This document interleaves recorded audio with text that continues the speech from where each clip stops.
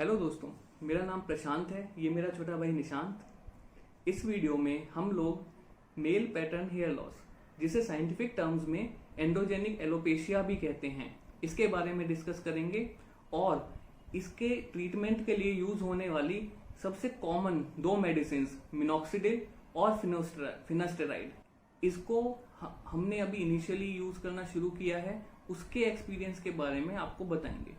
इस वीडियो को इंटरेस्टिंग बनाने के लिए हम इसे एक कन्वर्सेशन फॉर्म में प्रेजेंट करेंगे। आपको हेयर लॉस कब से हो रहा है और उसके लिए आपने अब तक क्या क्या किया है? भाई, जैसा तुम जानते हो, मुझे हेयर लॉस लगभग जब मैं 20 साल का था जब से हो रहा है। अभी मेरी उम्र 31 साल है, तो लगभग 11 साल से मुझे हेयर फॉल, डैंड्रफ और हेयर थिनिंग हो रहा है। पर पिछले 4-5 सालों से ये बहुत बढ़ गया है और मुझे अब बहुत ज़्यादा हेयर लॉस महसूस होता है। और जहां तक मेरे को याद है, आपको जब आप बीटेक में थे, बीटेक फाइनल ईयर तक आपको इतना नहीं था, है ना? जब आप चेन्नई गए, चेन्नई से जब वापस आए ना, तब आपको एकदम बहुत ज्यादा बढ़ गया, जितना मतलब मेरे को याद आ रहा है। हाँ, क्योंकि चेन्नई में सॉल्टी वाटर रहता था, जिसके कारण हेयर फॉल ज़्यादा होता है। जब मैं अपनी फर्स्ट जॉब पे चेन्नई गया तो मुझे भी वहाँ जाके फील हुआ कि मेरा हेयर फॉल की जो स्पीड है वो बहुत बढ़ती जा रही है। तो फिर मैं 4-5 महीने बाद वापस आया। मैंने यहाँ आके गुड़गांव में एक डॉक्टर को दिखाया जो कि डर्मेटोलॉजिस्ट थे। तो उन्होंने मुझे हेयर फॉल के प्रोसेस के बारे में सारी चीजें समझाई।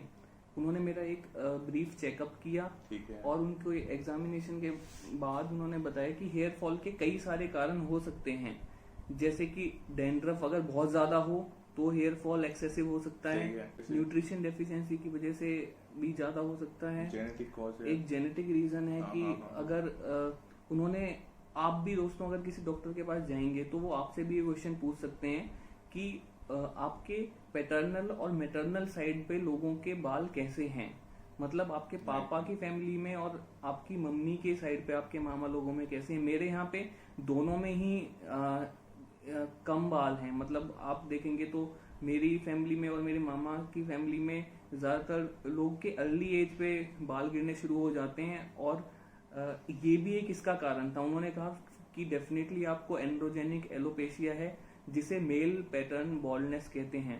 इसमें दोस्तों हमारे जो हेयर लाइन है वो आगे से, यहाँ से पहले कम होना शुरू होती है और एक एम शेप बन जाती है और बाद में धीरे धीरे जब ये सीवियर लेवल पे बढ़ जाए तो जो आपका हेड का ऊपरी हिस्सा है, जिसे क्राउन कहते हैं, वहां से भी कम होनी शुरू हो जाती है।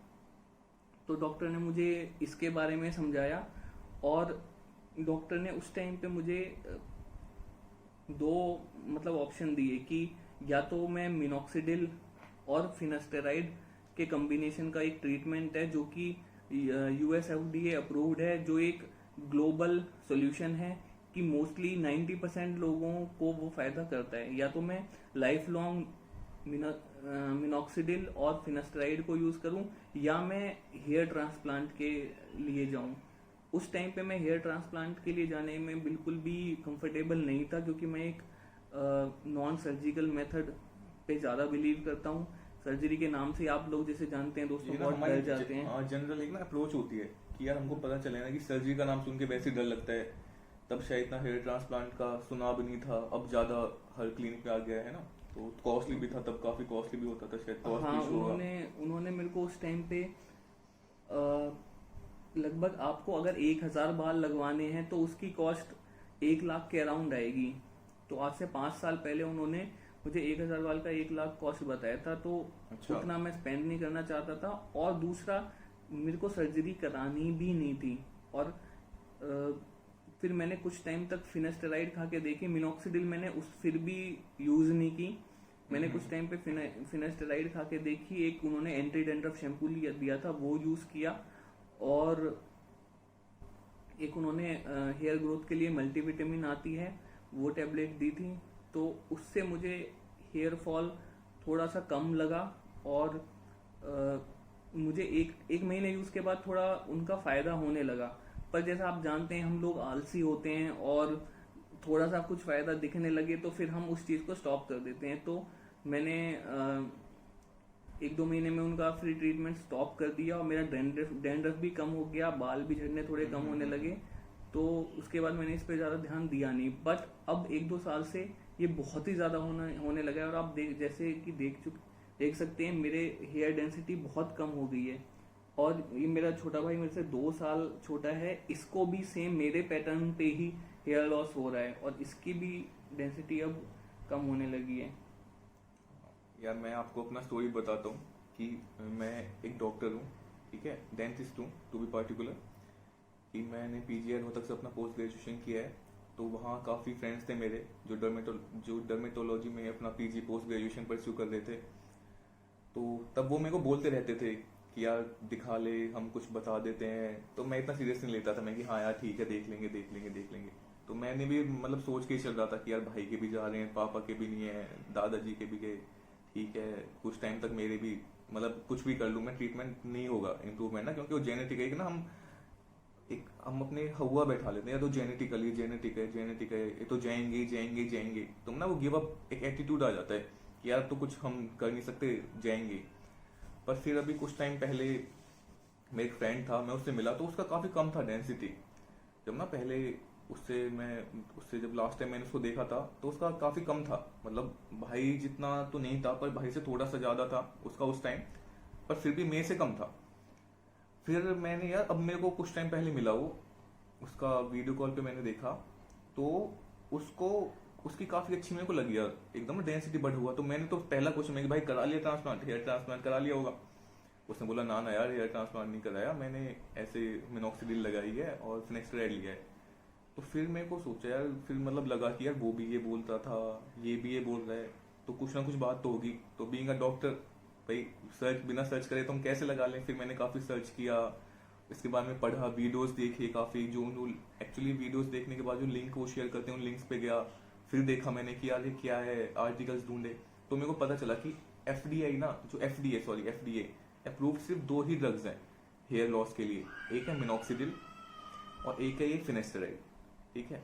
इनके आप, ये मैं सॉल्ट का नाम बता रहा हूँ, इनके ना काफी जो प्रोडक्ट नेम होते हैं अलग अलग कंपनी, ये अलग अलग ब्रांड से आते हैं। जैसे ना सिप्ला का होता है, और इसका जो हम यूज कर रहे हैं वो एक्चुअली मिनटॉप है, ठीक है, मिनटॉप है डॉक्टर रेड्डीज का, ठीक है। तो इसमें कंसंट्रेशन भी काफी आती है, 2.5% आता है, 5% आता है, 10% है, ठीक है। इसमें से स्टार्टिंग में 5% को ही इनिशियल बताते हैं कि आप 5% से स्टार्ट करिए, तो उसका इफेक्ट अच्छा मिला है, जो आर्टिकल्स बोलते हैं। तो आर्टिकल्स के हिसाब से 5% इज गुड एनफ। तो अब वो यूज करना स्टार्ट किया है, मेरे को 3 महीने हो गए लगाते हुए।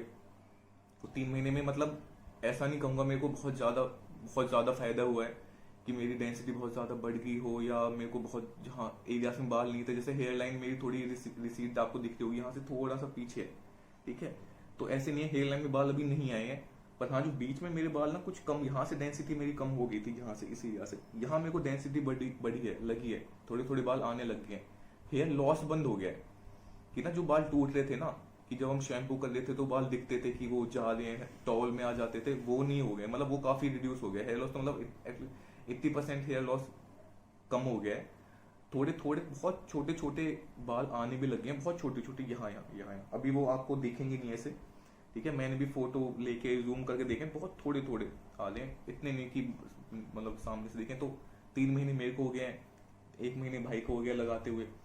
तो बस इसी उम्मीद में स्टार्ट किया कि यार देखते हैं क्या होता है। लॉकडाउन में थोड़ा हेल्प हो गया कि लॉकडाउन है तो बाल छोटे करा लिए, और जिससे अच्छे से अप्लाई कर सके, उसको प्रॉब्लम ना हो, कहीं बाहर जाना नहीं पड़ता, तो इससे भी हेल्प मिल रहा है।